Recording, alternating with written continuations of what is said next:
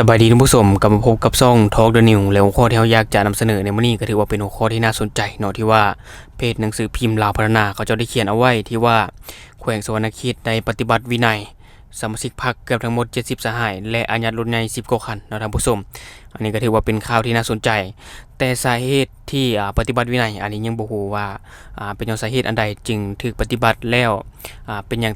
จึงมีการอายัดรถใหญ่เอาไว้เนาะอันนี้ยังบ่มีการรายงานอย่างละเอียดเทื่อและการปฏิบัติวินัยครั้งนี้แต่ละคนมีชื่อไว้แนวใดและอยู่บ้านใดเมืองใดอันนี้คือบ่มีการรายงานอย่างละเอียดเทื่อเนาะท่านผู้ชมเดี๋ยวเราไปเบิ่งเนื้อในข่าวที่ทางเพจหนังสือพิมพ์ลาวพัฒนาเขาเจ้าได้เขียนเอาไว้เดี๋ยวเราจะอ่านให้ท่านผู้ชมได้ฟังเนาะท่านลำทองครอบศิลวงศ์กรรมการประจำพรรคแขวงประธานคณะกวดกาพรรคแขวงประธานองค์การกวดกาแขวงหัวหน้าต่อต้านการสลัดบังหลวงคันแขวงรายงานต่อกองประชุมสรุปเวียกงานกวดกาทั่วแขวงประจำปี2024ในวันที่14พฤษภาคม2025นี้ว่าปี2024ที่ผ่านมาคณะพรรคแต่ละขั้นได้ปฏิบัติวินัยต่อสมาชิกพรรครวมทั้งหมด69สหายหญิง12สหายในนี้ปฏิบัติขั้น9เตือนมี13สหายหญิง2สหายคันติเตียน15สหายหญิง9สหายโจร่วมชีวิตพรรค28สหายหญิง1สหายลบชื่อออกจากพรรค17สหายปลดตำแหน่งในพรรค1สหายสำหรับเวียงงานกวดกาปกติกวดกาตามคำสั่งและกวดกากระทันหันสำเร็จกวดการายรับรายจ่ายการนำใช้และการคุ้มครองเงินกองทุนทาง70สัญญาติดตามกวดกาโครงการลงทุนของรัฐเริ่มแต่หัวที่ปี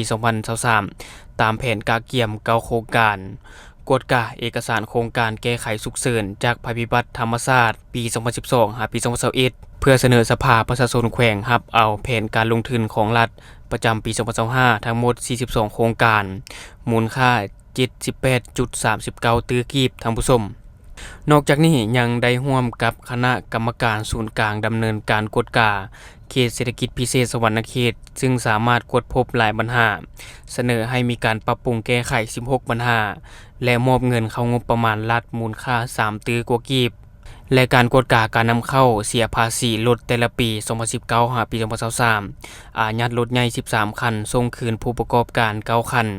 อีก4คันแม่นส่งสำนวนถึงอัยการฟ้องให้ศาลฮีบเป็นของรัฐและอายัดรถลักลอบเคลื่อนย้ายฐานดำและไม้77คันได้ปรับใหม่75คันและฐานดำรวม 2.32 ตื้อกีบ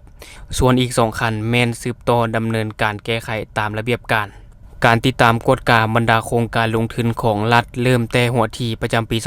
2024มีทั้งหมด16โครงการรวมมูลค่าโครงการสภารับรองเอาทั้งหมด68ตื้อกีบในนี้12โครงการแผนกการเป็นเจ้าของโครงการและมีอีก4โครงการมีมูลค่า5ตื้อกีบลงมาเมืองเป็นเจ้าของโครงการมี1โครงการยังบ่ทันได้รับการจัดตั้งปฏิบัติเคียงคู่กันนี้ได้ติดตามกวดกาจัดตั้งปฏิบัติการแก้ไขผลกวดกาตามผลการกวดสอบตามมติสภาประชาชนแขวงฉบับเลขที่04ทับสพคสคลงวันที่10มังกร2024และปัญหาที่ได้รับการแก้ไขแล้วมี15ปัญหาที่ได้รับการแก้ไขแต่บ่ขาดตัวมี13ปัญหาต้องสืบต่อแก้ไขเนาะอันนี้คือเนื้อในข่าวที่ทางเพจหนังสือพิมพ์ลาวพัฒนาเขาจะได้เขียนเอาไว้เพียงเสียดายท่านผู้ชมบ่มีบรรยากาศกองประชุมที่ว่าลงปฏิบัติวินัยสมาชิกพรรคนี่นะเนาะบ่มีภาพประกอบภาพพวกนี้หายากแฮงท่านผู้ชมเพราะว่าบ่มีการเผยแพร่ออกจากสื่อสังคมออนไลน์เนาะเลยเฮ็ดให้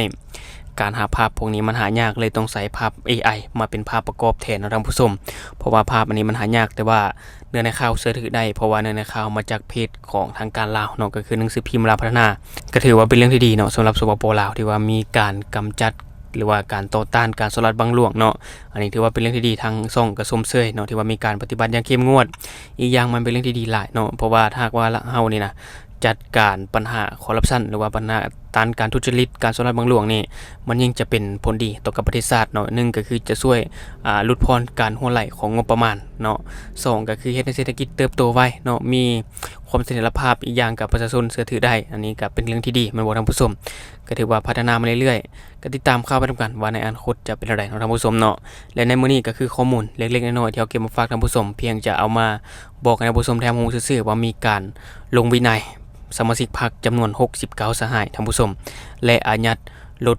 ผิดกฎหมายหรือว่ารถที่บ่ได้ขึ้นทะเบียนหยังต่างๆท่านผู้ชม10กว่าคันเนาะ